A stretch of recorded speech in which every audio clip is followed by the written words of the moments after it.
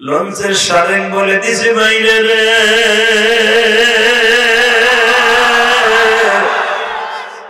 নিচের মানুষ উপরে যাবে না, উপরের মানুষ নিচে যাবে না, একটা যুবক উঠবে না।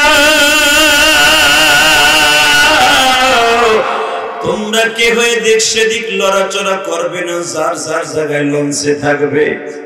বাজান রে, লঞ্চটা এইভাবে চাইত কাইত হইতেছে। সারেঙের কথা শুনিয়া সব মানুষগুলো স্তব্ধ হয়ে বসে আছি। ইন দি মিন টাইমে দেখা যাইতেছে বাবা একটা যুবক তার মার কাছে বলতেছে, মা ও মা, তোমার জন্য কাপড় কিনে নিয়ে আসছিলাম গো মা।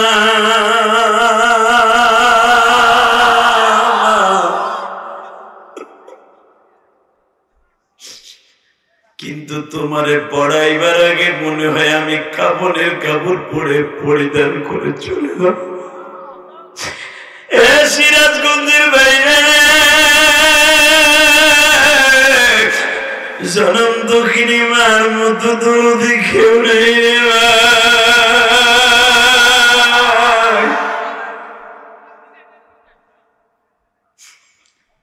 যখন বলছে মা লঞ্চটা ডুবে গেলে তুমি আমারে মাফ করে দিও গো। যেই নবীর জন্য জিব্বা দিছে, জীবন দিছে, ওই নবীর বিরুদ্ধে নাটক করবে, এটা মানে নেওয়া যায়? জোরে কন। কারণ ওই নবী সম্পর্কে আমার আল্লাহ কোরআনে কি বলে শোনেন, ওয়ামা কানা লিমুমিনিন ওয়ালা মুমিনাতিন ইযা কাযাল্লাহু ওয়া রাসূলুহু আমরান লা ইয়াকুনা লাহুমুল খিয়ারাতু মিন আমরিহিম ওয়া মান ইয়াসিল্লাহা ওয়া রাসূলুহু ফাকাদ ضل ضلالا مبينا। শুনছেন কি বলে? আহা, একটু পরে বলি যেরকম মারহাবা। এই নবীর বিরুদ্ধে নাটক করবে, সম্রাট আকবরের কাছে পারমিশন চাইছে, হিন্দুকে পারমিশন দিয়ে দিছে। আপনার কষ্ট হয়ে গেছে? শেষ করে দেই। আরে ভাই 9টায় উঠছি, 10টা 20 বাজে। সারা রাত মিথ্যা কথা কত বইছো কোন, তুমি ঠিক করবে না। মারহাবা মারহাবা, আল্লাহ কবুল করেন। আমিন। আল্লাহ এই সমস্ত মানুষকে মাফ করে দিতে পারেন না যারা আপনার নবীর এত ভালোবাসে। এরা কোরআনের পাখি। আল্লাহ সারাদিন কাজ করে, সারা রাত ওয়াজ শুনতে চায়। এরাও জানে যে সারা রাত ওয়াজ হবে না, এরাও জানে যে আমরা বক্তারা ক্লান্ত থাকি, সারা রাত ওয়াজ কারো দ্বারাই সম্ভব না। কিন্তু তারপর তারা মনের থেকে বলছে সারা রাত শুনবো, সারা রাত শোনার সওয়াব দান করে দাও। কিন্তু ওয়াজ আমি করবো, আপনাদের মনে যতটুকু আল্লাহ চায় তৌফিক দেয়, কিন্তু যেটা উঠবে লুঙ্গি টেনে ধরবেন। ওই যে পিছনে একটা সাদা আলা উঠছে, ওরা ধরো না একদম গায়ে, ওই যে জায়গা দিয়ে ধর, চাদর আলা না, ওই পেন্টওয়ালা সাদাটা কান কোনটা কে জায়গায় দেখে আল্লাহ আকবার জোরে বল। কষ্ট হইতেছে? আর মাত্র 5 মিনিট কথা বল। হ্যাঁ, তাহলে যে ডাউট বললো টাইনে ধরবি তো? আমি খেলে দেখাই দিব, একে টান করে বসাই দিব। আল্লাহ আকবার বলো তো। সম্রাট আকবরের কাছে পারমিশন চাওয়ার সাথে সাথে পারমিশন দিয়ে দিছে বলবেস্টে। যখন পারমিশন দিয়ে দিয়েছে, সম্রাট আকবর একটা দেহরক্ষী ছিল, নাম ছিল তার মোল্লা দুপিয়াজু। নাম কি? মোল্লা দুপিয়াজু। আমার মতো ওই হুজুরের মতো একজন আলেম, সে হলো তার মসজিদের ইমাম, তার পাশে থাকতো সবসময়। হঠাৎ করে যখন হিন্দু নগেন বাবু ধীরেন বাবুরে পারমিশন দিয়ে দিছে নাটক কর নবী মোহাম্মদের বিরুদ্ধে, মোল্লা দুপিয়াজু মসজিদের ইমাম সাহেব সমস্ত শক্তিকে এক জায়গায় করে বলেন, যেই নবীর দিকে চোখ তুলে তাকাইতে আল্লাহ নিষেধ করেছে, মুসলমান তুমি একজন মুসলমানের ঘরে জন্ম নিয়ে নবীর বিরুদ্ধে নাটক করবে, রঙ্গিলা রাসূল ছিল নবী, তুমি এটার পারমিশন দিয়ে দিলা। এবার একটা আওয়াজ দিবেন, জীবনে এত জোরে কোনদিন আওয়াজ দেন নাই, ঠিক আছে? সম্রাট আকবর বলে, তোর সমস্যা কি?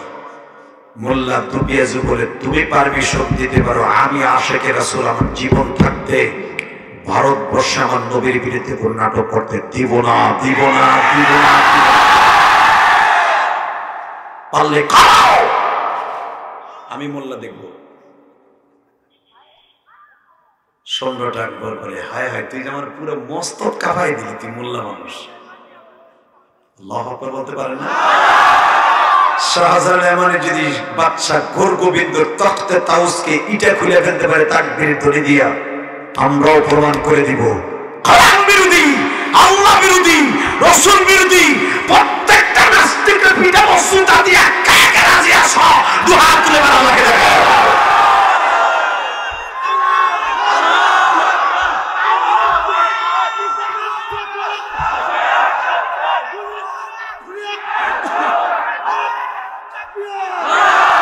মারহাবা, মারহাবা, জোরকার মারহাবা। তাকাও এইদিকে। সম্রাট আকবর বলে, এই মোল্লা, তুই কি জানোস আমার মন্ত্রী সবাই আমি পারমিশন দিয়ে দিছি, আবার আমার উপরে কলম ধরস? মোল্লা দুপিয়াজি বলে, জীবন থাকতে আমি নাটক করতে দিব না। আমার নবীর ইজ্জতকে ভারতবর্ষে দুলান্ঠিত করে দিবে, এটা হতে দিব না, দিব না। নগেন বাবুরে ডাক দেখো, নগেন বাবু এদিকে আহেন। কি ও ধীরেন বাবু, কি আপনার নাটক করার পারমিশন তো আমি দিলাম, কিন্তু মোল্লায় তো পেছ লাগাই দিছে। কি মোল্লা এগুলো করতে দিবে না? দূর স্যার, এই মোল্লা সোল্লা এগুলো দাম আছে? তুমি আমার মোল্লার চিনো না, সারা রাত ও আমার সাথে, সারাদিন আমার সাথে থাকে, রাত হলে আল্লাহর সাথে থাকে। আমি আর ওয়াজি করব না, মুনাজাত করে আল্লাহুম্মা আমিন। আল্লাহ, এরা জোর দেয় না, তুমি একটু বাড়ি করছি না গো আল্লাহ। আল্লাহ, আমি যাইতেছি কেমন দুঃখ লইয়া, রব্বানা আতিনা। তাহলে এবার আওয়াজ দিও, কেমন? আমার নবীর পক্ষে একটা আওয়াজ দিও। এই সম্রাট আকবর, আপনি মোল্লা সোল্লারে বেল দেন, এগুলার পানি খাওয়ার টাইম দিব না। ঠিক ওয়াজ কান দেশে না নাক দেশে নেই মলাড়ায়। এই রে যাই কো এবড়ে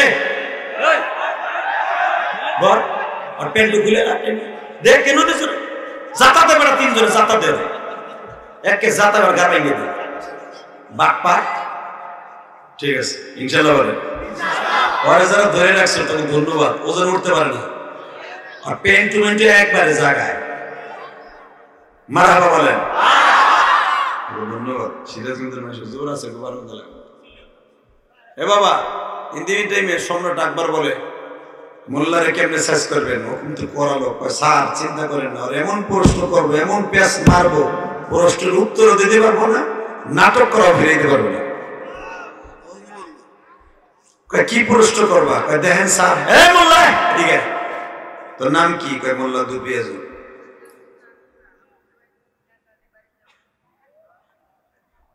মোল্লা দুপিয়াজু তোর নাম? তুই একটা মসজিদের ইমাম হইয়া তুই বাচ্চার উপর দিয়ে কথা বলিস? এই আকাড়া, আমি কোনোদিনও সম্রাটের বিরুদ্ধে কথা বলি নাই, কিন্তু আমার নবীর বিরুদ্ধে কথা বললে তখন আর আমার জবান বন্ধ থাকবে না। তুই জানোস না, ওয়া ইন্নাকা লাআলা খুলুকিন আযীম। আমার নবীর মতো চরিত্রবান মানুষ পৃথিবীতে একটাও নেই। আমার নবীর নিয়ে নাটক করবে, আমি বই বই দেখবো, এটা হতে পারে না, পারে না, পারে না, পারে না, পারে না, পারে না, পারে না, পারে না। তাই নাকি? তোর নবীর এত প্রেম, তাহলে একটা প্রশ্ন করে উত্তর দে। যদি প্রশ্ন করে উত্তর দিতে পারোস তাহলে জীবনে নাটক করবো না, আর যদি উত্তর দিতে না পারোস নাটক করবো। তুই পারলে ফিরে বের। মোল্লা আল্লাহর সাথে প্রেম করতেছে। ও আল্লাহ, আমার কি প্রশ্ন করবে আমি জানি না, তুমি আমার শিখাই দিও। রহমান, আল্লাহর কাছে চাইলে দেয় না? আল্লাহ দেয় দাদা ভাই, দেয় দেয় দেয় দেয়। তাকে না মোল্লা দুপিয়াজু এত প্রশ্ন করা, বাচ্চা এই এদিকে কি কদি বাচ্চার ছাদে ওটা কি দেখা যায়? পানির ট্যাঙ্কি। কদি ওই ট্যাঙ্কির মধ্যে কয় গ্লাস পানি হইব? জীবনে কি গুনছে? আপনি যদি বলেন হুজুর আমার মাটির কলসে পানি রাখছি, এর কয় বোতল পানি হইব হুজুর কন্ত? আমি জীবনে পারবো? হ্যাঁ, মানে ঠগানো প্রশ্ন। আমার জীবনে আমার একবার নাটক, আমি মাগুরা ওয়াজে গেছিলাম অনেক আগে, প্রায় 2008 সালে। ওয়াজে যাওয়ার পরে আমার এক চেয়ারম্যানের পাশে আমার খাওন, চেয়ারম্যান আমার প্রশ্ন করে, হুজুর কি ইসলামের ভিতরে কিছু কিছু গোরামি আছে, কিছু কিছু ভুল তথ্য আছে যেগুলো শুনলে আমার পছন্দ হয় না। বললাম কি কি? কয় অন্যায় করে একজন, সাজা খাটে আর একজন। বললাম সেটা কেমন? কয় এই শীতের মধ্যে, মাঘ মাসের শীতের মধ্যে যদি অজু ভেঙে যায়, পিছনের রাস্তা দিয়ে আর সামনের রাস্তা দিয়ে পানি বের হয় আর বাতাস বের হয়, রজু ভাঙ্গে না? বললাম হ্যাঁ। তা আল্লাহ বিধানটা করতো যে হাত পাও না ধুইয়া খালি ওই জায়গাটা দুলি হয়। দেখছেন এই বদমার যুক্তি কি? শীতের ভিতরে হাত দিতে হইব, পাও দিতে হইব, নাহে পানি দিতে হইব, মাথা মাসে করতে হইব, পাও। হুজুর এটা কেমন হইলো? অন্যায় করছে ওরা দুইজনে, সামনে আর পিছনে। ডুব দিয়ে এলাম, তলিত হয়ে গেল। দেখছেন বদমাইশের বুদ্ধি কি? হঠাৎ করে আমার মাথার মধ্যে একটা ভূত দিয়ে গেল। ওই যাক্কিহিম ওয়া ইউআল্লিমুহুমুল কিতাবা ওয়াল হিকমা। আলেম ওলামাকে কিন্তু আল্লাহ হঠাৎ বুদ্ধি দিয়ে দেয়। কথা বলেন না কেন? আরো জোরে বলেন। আমি বললাম ও অন্যায় করছে একজন, অপরাধ হবে আর একজন, এই তো কয় হ্যাঁ। তাহলে আপনার কাছে আমি আরেকটা প্রশ্ন করি, আপনার যদি বগলের মধ্যে বাগি হয় অথবা ফোড়া হয়, ফোড়া চিনেন না? ওই যে ব্যথা পাকলে পুজ বের হয়, তা আপনি ওষুধ খান কোন জায়গা দিয়ে? গাল দিয়ে? না, আস্তে কোডের ভিতরে সিরিজ দিয়ে ঢুকাম, ওখানে সিরিজ দিয়ে ঢুকাম।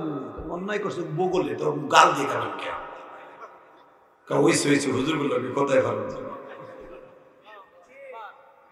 আমার কষ্ট হয়ে গেছে। এরকম নাস্তিক বাংলাদেশ আছে না নাই? আছে না নাই? একটা নাস্তিকেরও জায়গা বাংলার জমিনে হবে না ইনশাআল্লাহ তাআলা। শুধু আমার দিকে তাকাও, 30টা সেকেন্ড তাকাও। মোল্লা দুপিয়া চোখে বলছে, বাচ্চার ছাদে কয় গ্লাস পানি আছে?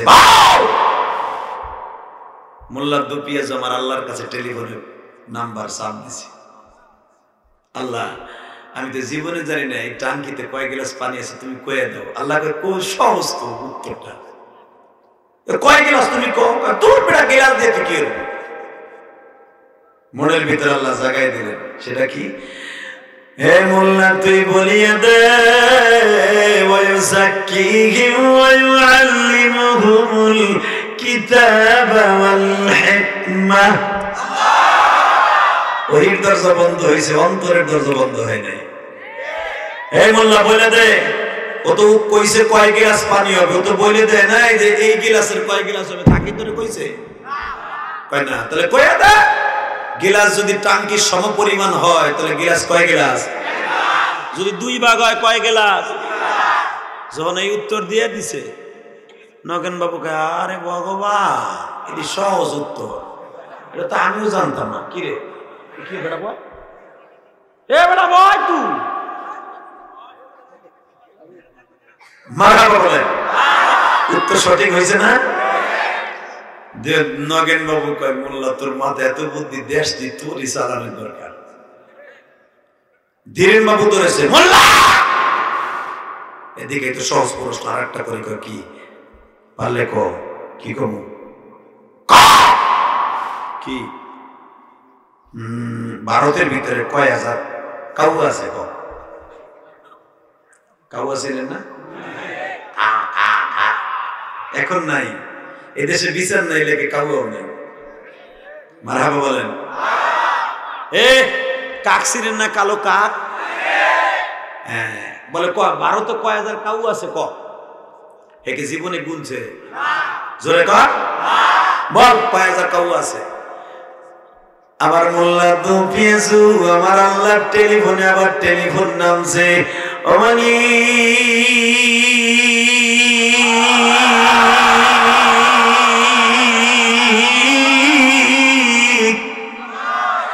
আমি একটা নাগণ্য গোলাপ, প্রথম প্রশ্নের উত্তর দিলাম, এইটা কি দিব? আমি তো জানি না ভারতে কয় হাজার কাউ আছে। উত্তর না দিতে পারলে নাটক করবে তোমার নবীর বিরুদ্ধে। আমারে তুমি বলে দাও কাউ কয় হাজার আছে। আমার আল্লাহ বলে মোল্লা দুপিয়াজ রে তুই আমার নবীর পক্ষে দাঁড়াইছো আমি আল্লাহ তোর পক্ষে দাঁড়াইলাম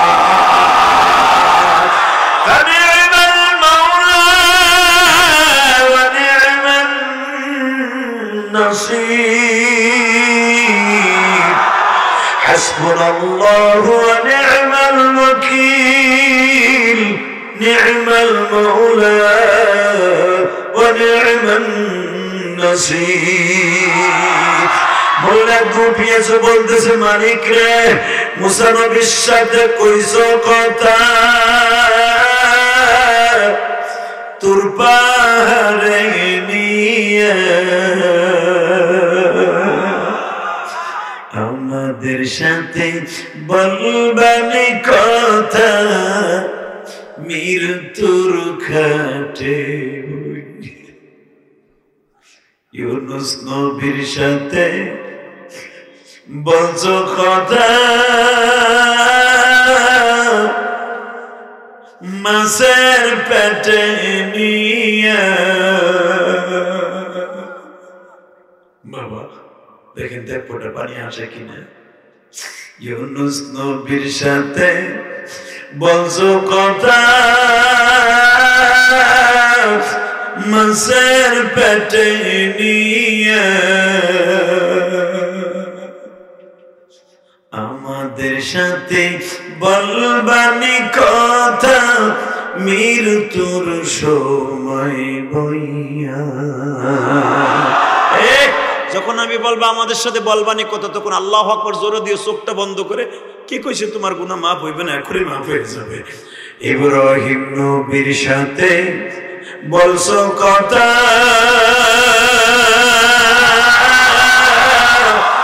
আগুনে ফেলাইয়া আমাদের সাথে বলবানি কথা পলসুরাতে বইয়া আমার নবীর সাথে বলছো কথা আসমানে তুলিয়া আমার নবীর সাথে বলছো কথা মিরাজেতে নিয়া আমাদের সাথে বলবানি কথা যাই নামাজে বইয়া আল্লাহ আমার ভাইদের দোয়াকে কবুল করো মোল্লা দুপিয়াজু বলে ভারতে কয় হাজার কাউয়া আছে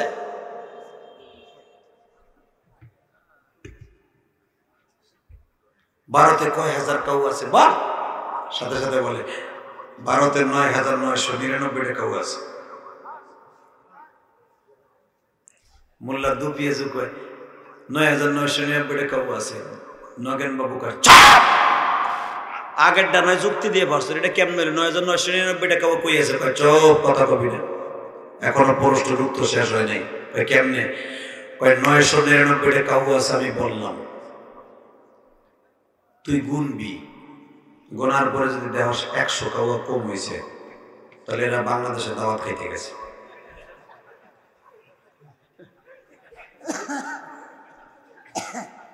আল্লাহু আকবার বলতে পারেন না আর যদি তুই গোনার পরে যদি দেখোস ৯,৯৯৯ থেকে ১,০০০ কাউয়া বাড়ছে তো পাকিস্তান থেকে ইন্ডিয়ায় ছাড়া এখন কর এই উত্তর খন্ডাইতে পারবে জোরে কর আরো জোরে সঙ্গে সঙ্গে মোল্লা দুপিয়াজুর কয় তোর কোনো কথা বলবো না নাটক করবো তাহলে কর নাটক করা স্টার্ট দিল নাটকের নায়ক হলো সম্রাট আকবর নবী মুহাম্মদের পাঠ লইছে সম্রাট আকবর ইন দি মিটাইমে এখন আবু জাহেলের পাঠটা কে নেবে ভিলেনের পাঠ কেউ নেয় না নগেন বাবু তুমি নাও কয় না স্যার আমি এটা নিব না কয় কে কয় এই বেটা বলে শয়তান আছিল ওই বেটার ব্যক্তি বলে হাজিরা পায়খানা করে ওই নাম আমরা হিন্দুরা রাখি না কেউ রাখি না ওটা আবু জাহেলের পাঠ আমি ধীরেন বাবু কয় না স্যার মা পোষায় দোয়া পোষায় শয়তানের পাঠ আমি নিব মোল্লা দুপিয়াজু কয় আমি নিব আল্লাহ যারা এবার আস্তে আল্লাহ আকবার কবে সম্রাট আকবর তুই না আশেকের রাসূল মারাইলি তা তুই আবু জাহেলের পাট নিবি কাকা কাম আছে মারহাবা কর এবার আওয়াজ দিস সিরাজগঞ্জের যুবক দেখ আশেকের রাসূলের পয়জন এখানে রেডি রেডি সম্রাট আকবরকে বলে আপনি শুরু করেন নাটক স্টেজে যাই কেবল নায়কের পাপটা দিছে এই মোমেন ভাইরা আপনারা কেমন আছেন খালি একবার যে কইছে আবু জাহেলের পাট দিছে মোল্লা দুপিয়ে যাইয়া যে ঘুষি এককে ঘুষি তো থোতাও রেখা দিয়েছে এ মোহাম্মদ তুই স্টেজে উঠছো কি রে ভাই দুই তিন ঘুষি দিয়ে স্টেজের নিচে ফেলাই দিয়ে আর নাটক করবি যখন সম্রাটে ঘুষি মারছে বাচ্চারে শেখ হাসিনার যদি কেউ থোতা উড়াই দেয় ঘুষি দিয়া বাকি মন্ত্রীরা থাকবো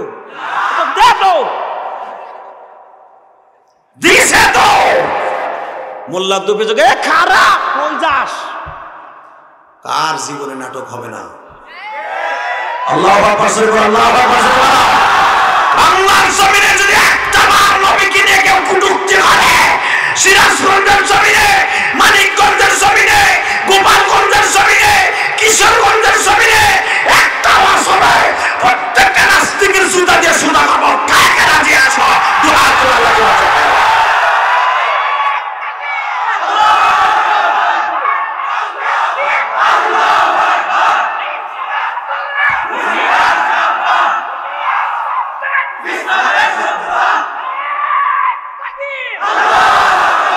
কষ্ট হইতেছে আর মাত্র 3 মিনিট আল্লাহু আকবার সরে বলবেন সরে বলা ওয়া মা আরসালনাকা ইল্লা রাহমাতাল লিল আলামিন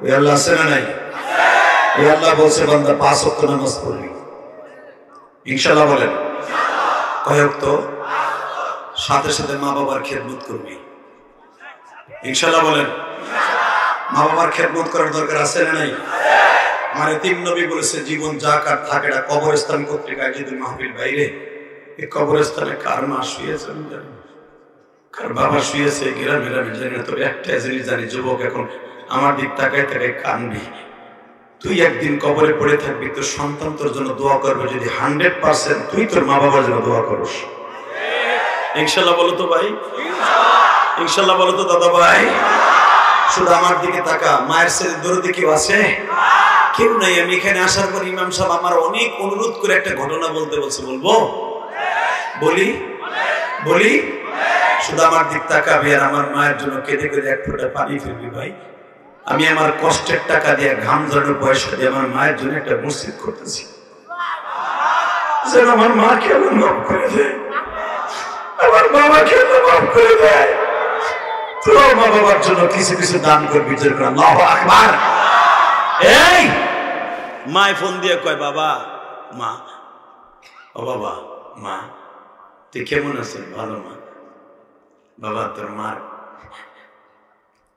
কাপড় ছিঁড়ে গেছে না বাবা দুইটা কাপড় কিনে দিবি ঠিক আছে মা আমি কাপড় কিনে দিব তোমার জন্য কবে আসবি বাবা আগামী সপ্তাহে আসবো মা মার জন্য দুইটা কাপড় কিনে নিয়ে লঞ্চে উঠছে তোমরা জানো ওই যে কয়েকদিন আগে লঞ্চ ডুবে গেল দেখো নাই আগুন লাগছে ঠিক এরকম দুইটা কাপড় কিনে নিয়ে যখন লঞ্চে উঠছে বাবা তোমরা জানো 300 যাত্রী নিয়ে লঞ্চটা যখন চাঁদপুরের মোহনায় গেছে এই যুবক চাঁদপুরের মোহনায় যখন গেছে লঞ্চের মধ্যে ঝড় উঠে গেছে তোরা জানোস বাজারে যখন চাঁদপুরের মোহনায় গেছে লঞ্চটা যখন ঝড় উঠে গেছে লঞ্চের সারেং বলে দিছে বাইরে রে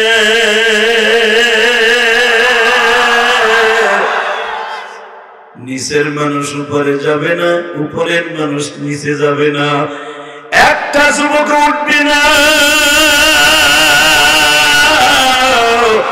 তোমরা কে হয়ে দেখ সেদিক লড়াচড়া করবে না যার যার জায়গায় লঞ্চে থাকবে বাজারে লঞ্চটা এইভাবে চাইত কাইত হইতেছে সারেঙের কথা শুনিয়া সব মানুষগুলো স্তব্ধ হয়ে বসে আছে ইন দি মিন টাইমে দেখা যাইতেছে বাবা একটা যুবক তার মার কাছে বলতেছে, মা ও মা, তোমার জন্য কাপড় কিনে নিয়ে আসছিলাম গো মা,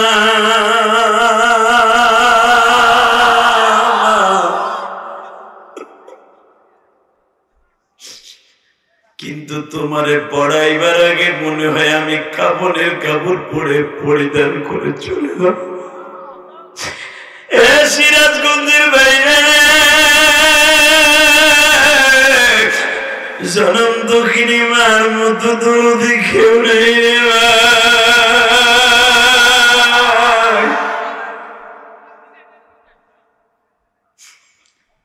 যখন বলছে মা লঞ্চটা ডুবে গেলে তুমি আমারে মাফ করে দিও গো, আল্লাহর হেদায়েত নসিব করো, বরদোয়া দিব না, জোরে বলো আমিন।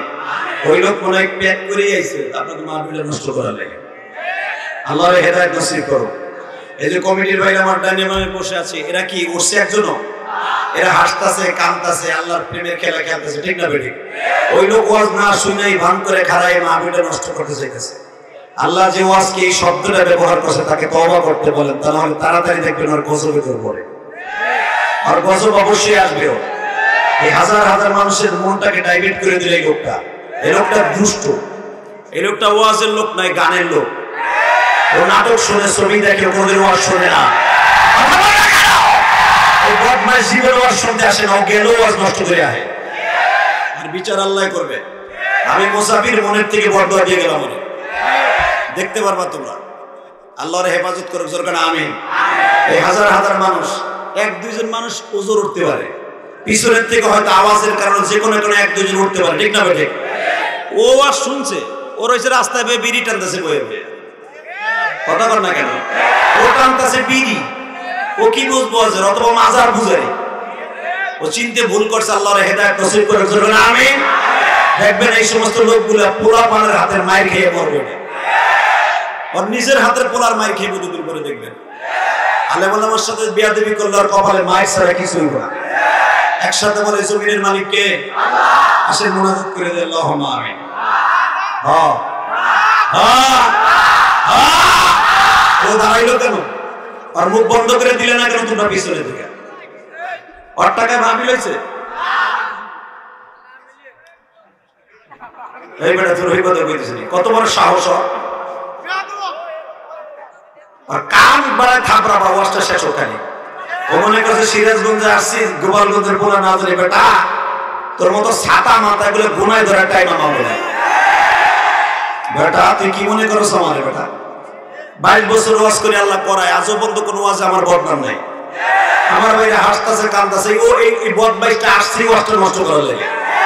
ওর কাছ থেকে আর বিচার নিবার মাইরে, আর মাইরে তক্তা ছুড়ে গেল বসাটা না, অথবা পোলাপান ভেজাই দিবার ঘুষাইতে ঘুষাইতে দাঁত সব করে ফেলাই দিল। হারামি কোথাকার!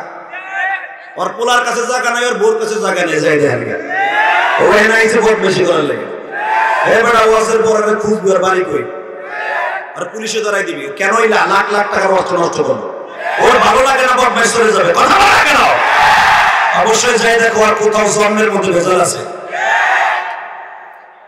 আল্লাহ হেদায়েত নসিব করুক, জোরে বলো আমিন। কষ্ট হইতেছে? মনের কষ্টে বললাম, আর মাপ চাইতেই বল। আল্লাহর হেদায়েত দেখ, জোরে বলো আমিন। আরো জোরে বলো আমিন। একসাথে বলেন, এই জমিনের মালিক কে? আল্লাহ আছে না বাবা? কবরে যাইতে হইব না? আল্লাহ আমার সবাইকে কবরে যাওয়ার তৌফিক দান করো। যে কবর কর্তৃক আয়োজিত মাহফিল, এই কবরে যারা শুয়ে আছে তাদের মাফ করো, জোরে বলো আমিন। এদিকে তাকান, এই যুবক ভাই, জীবনের সর্বশেষ কাপড়টা তোর আমার নিয়ে যাবে, এই কাপড়টা চিনো দাদা ভাই? চিনো? এটা জীবনের সর্বশেষ কাপড়, জোরে বলো আমিন। এই কাপড়টার ইউনিফর্ম সবচেয়ে অল্প টাকায়, সেটার নাম হলো 700 টাকা, তাই না ভাই? এই কাপড়টা সর্বশেষ বিদায় পালকি, মসজিদের পালকি। এই পালকিটা তোর মা, আমার মা, তোর দাদা, আমার দাদা, সবাই একই কাপড়ে বন্দিত হইয়া ওই কবরে শুয়ে থাকবে। বাজান রে, শুধু আমি তোমাদের কাছে দুইটা পাও ধরে বলে দিয়ে যাই, গো মালিক, ও মালিক,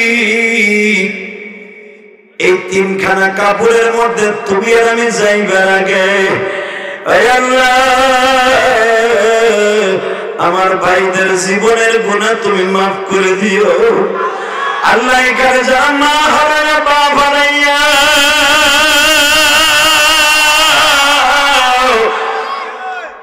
চোখের পানি ফেলে দিয়ে আমার মাওলারে বুঝাইতে চেষ্টা করছে, মালিক রে এই কবরস্থানে আমার মা শুয়ে আছে, বাবা শুয়ে আছে, এই কবরস্থানে আমার দাদা শুয়ে আছে, দাদি শুয়ে আছে, আমিও তো একদিন কবরে চলে যাব,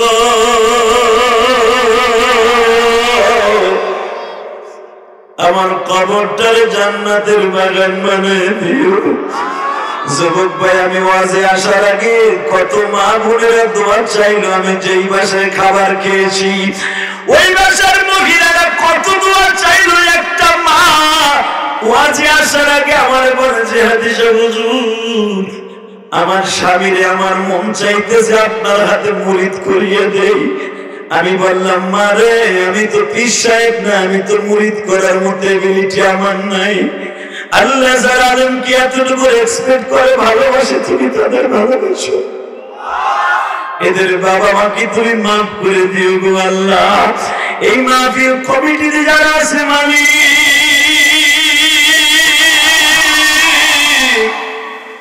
এই মাহফিল কমিটির সকলের বাবা মাকে মাফ করে দিও। ভাইজান, যাদের বাবা মা কবরে, মা বাবার জন্য কিছু করার দরকার আছে না নাই? কোন সন্তান যদি কোনদিন বাবা মায়ের কাছে একটা বার বলে, আল্লাহ আমার বাবা মাকে তুমি মাফ করে দাও গো আল্লাহ, আমার দাদা দাদিকে মাফ করে দাও গো আল্লাহ, চোখের পানি নাকের ডগায় আসার আগে আল্লাহ তাদের মাফ করে দিবে। আমি আপনাদের খেদমতে আরজ করতে চাই, মা বাবার জন্য একটু দোয়া করার দরকার আছে না নাই?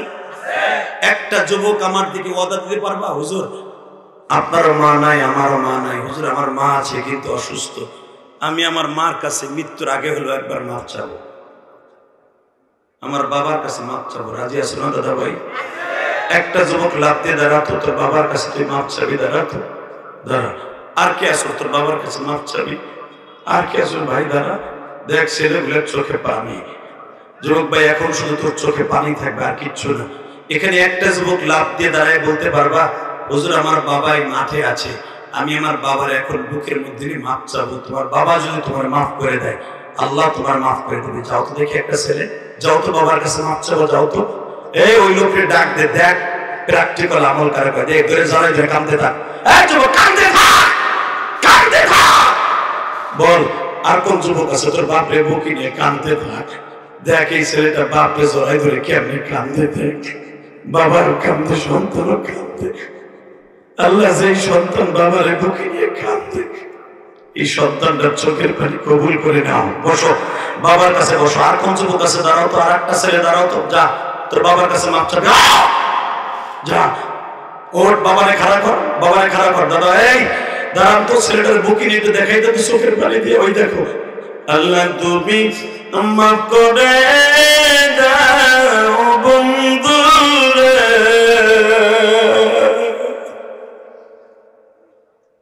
আল্লাহ প্র্যাকটিক্যাল গুনাহ মাফ, প্র্যাকটিক্যাল।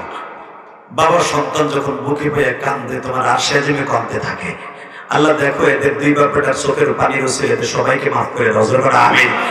2022 সালের আজকে 4 জানুয়ারি। যুবক, আমি তোর পাও দুইটা ধরে বলছি, এখানে কোন যুবক আছো তোমার বাবাই মাঠে নাই কিন্তু তোমার বন্ধুই মাঠে আছে, তোমার বন্ধু অথবা স্বাস্থ্য ভাই, মামাতো ভাই, খালাতো ভাই আছে, কথা দিয়ে কষ্ট দিছো যে কোনো ভাবে। এদের একটু আগে আমি কষ্ট পাইলাম, এই লোক যদি আমার কাছে মাপ না চায় আমি গ্যারান্টি দিয়ে গেলাম এই লোক পথে পথে অপমানিত হবে। কারণ আমি মুসাফির, আমি কষ্ট পাইলে আমার খবর আছে অভিযোগ জানে না। অতএব আমি বলে দিয়ে গেলাম, এখানে কোন যুবক আছো তোমার বাইরে কষ্ট দিছো, বাবারে কষ্ট দিছো, 30টা সেকেন্ডে দাঁড়াও তো, বুকের মধ্যে বুক লাগায় মাপ চাইবে, দেখে দাঁড়ান তো, কে আছেন দাঁড়ান তো, আর কে আছেন? যুবক ভাই দাঁড়ান তো, তোমার ভাইয়ের কাছে মাপ চাইবে, যা ভাই দা, কে আছেন দেখ, দাঁড়া ভাই, ভাইরে বুকিনি মাপ চাবি, বন্ধু বন্ধুরে বুকিনি মাপ চাবি, প্র্যাকটিক্যাল আমল। দেখ এই যুবকগুলো কোনোদিন মাপ চাওয়ার কথা না। দেখে আর কে দাঁড়াও তো, আর কোন যুবক আছে দাঁড়াও তো ভাই, দাঁড়াও তো, আর কোন যুবক আছে দাদা ভাই দাঁড়াও তো, ভাইরে ভাই বুকিনি কাঁদবি। দেখ মাঝখানে দাঁড়ায় দুইটা যুবক কেমনে কাঁদে। আল্লাহ দেও না এদের বাবা মাকে মাফ করে, দেও না এদের মা বাবাকে মাফ করে। আল্লাহ যারা দাঁড়ায় আছো দাদা ভাই বসেন, আজকের মাহফিল কবুল হয়ে যাবে। দেখ এদের চোখের পানি, যুবক দুইটা, আল্লাহ আকবার জোরে বলো তো। তোমার এখানে কেউ নাই, এখানে একটা লোকও নাই, একজন মুসলমান আরেকজন মুসলমানকে, তোমার যে পরিচিত আছে, নবী বলেন এক মুসলমান যখন আরেক মুসলমানকে বুকে নিয়ে আল্লাহর কাছে মাপ চায়, আল্লাহ তাকে দুজনে মাফ করে দেয়। আর এটা হলো মোনাকা, কোলাকুলি। দেখি দাঁড়াও তো, তুমি যাকে ভালো লাগে তারে বুকে নাও, ওঠো, যাকে ভালো লাগে তাকে বুকে নাও। এই যুবক দাঁড়া, এই যুবক দাঁড়া, তোর যাকে ভালো লাগে তুই তাকে তার কাছে মাপ চা। মুমিন হিসেবে মাপ চেয়ে কান্দে দিয়ে দেখ, হাসবি না, শুধু কান্দতে থাকবি। একজন মুসলমান আর এক মুসলমানকে বুকে নিয়ে কোলাকুলি করতে থাকো। 2022 সালে মনে করে বন্ধু বন্ধুর বুকে নিয়ে কোলাকুলি করছো, এক ভাই আর এক ভাইয়ের কাছে বলে, ভাই তুই আমার মাফ করে দে, আর জীবনে কোনদিন নামাজ কামাই দিব না, আর জীবনে তওবা ছাড়া কিছু করবো না। আল্লাহ তুমি দেখো, এক মুমিন আর এক মুমিনের বুকে নিয়ে কাঁদবে, এদের জীবনের গুনাহ মাফ করে দাও।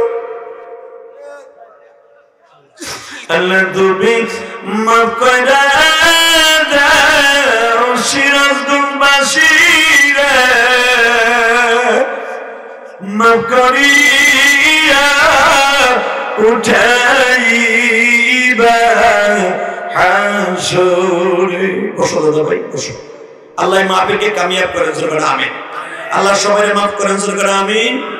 আমি শুনছি এখানে একটা কবরস্থান আছে, আজকে তুমি মাফ চাইছো, আমার সাথে ওয়াদা দাও তো, মুনাজাত না করে কেউ ময়দান ছাড়বে না। কে কে রাজি? দেখে আল্লাহকে হাত তুলে দেখাও। আল্লাহ তুমি দেখো তো আমার ভাইরা কারা কারা হাত তুলছে। আল্লাহ আমার ভাইদেরকে তুমি মাফ করে দাও। আল্লাহ এদের বাবা মাকে মাফ করে দাও, এদের সন্তানগুলিকে মাফ করে দাও। আল্লাহ এদের মাহফিলটাকে কবুল করে নাও। এই কনকনে শীতের মধ্যে যদি এত শীত না পড়তো, আমার ভাইরা আরো বেশি হতো। আল্লাহ কবুল করে, আমিন।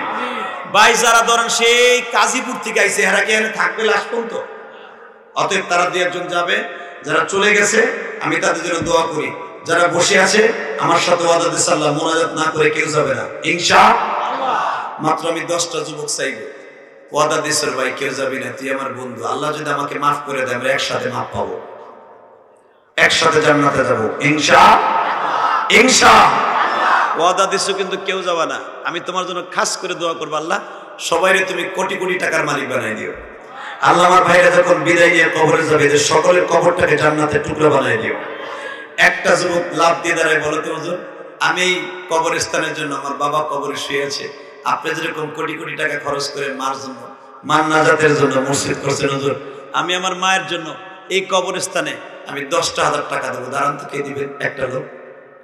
হুজুর আমি দরকার হয় 1 বছর হইয়া 10,000 টাকা দিব, বলেন তো এখানে কে আছেন? একটা লোক, একটা লোক 10,000 টাকা দিবেন, বলেন তো দাদা ভাই কে দিবেন? হুজুর আমার জনম দুঃখিনী মা এই কবরে, আমার মায়ের জন্য আমি 10,000 টাকা দিব, দাঁড়ান তো ভাই কে দিবেন? একটা বাবা আজিব দাঁড়ান তো, একটা যুবক দাঁড়ান তো, একটা কবরস্থান কমিটি দাঁড়ান তো। আমি জানি মাদ্রাসা মসজিদের সবাই দেয়, কিন্তু কবরস্থান যারা ব্যক্তিগত তারাই দিবে। শুধু একটা যুবক দাঁড়াও, এই পাঞ্চাদের কে আছো? হুজুর আমার বাবা এখানে শো, আমি 10,000 টাকা দিব, বলেন তো কে দিবেন? এসএম রফিকুল ইসলাম। আমার ভাই, আপনার নাম কি? আপনার নাম কি? রুহুল আমিন ভাইয়ের মামা এসএম রফিকুল ইসলাম, 10,000 টাকা। ভাই যাইস না, তোরা সাইডার যাইস না, ওয়াদা দিছিলি ভাই, তোরা